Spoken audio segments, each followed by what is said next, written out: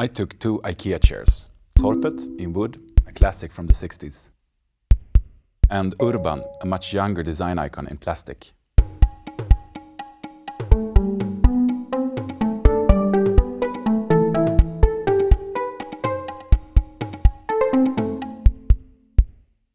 The back of this chair has a very comfortable form.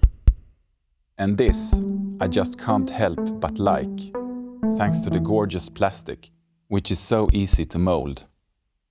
I merged these 2 favorites together and made a new product in wood plastic, a modern and more sustainable material, which reduces the CO2 emission during manufacturing. I'm inspired by nature's own fantastic design and pattern formations.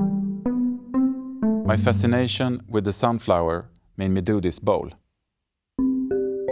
It is made in 2 different materials. One in recycled PET plastic and one in wood plastic, which is a mixture of plastic and wood shavings. PET is easier to recycle, and wood plastic uses more renewable resources. I want my design to encourage people to think for themselves, because every individual needs to be part of taking responsibility.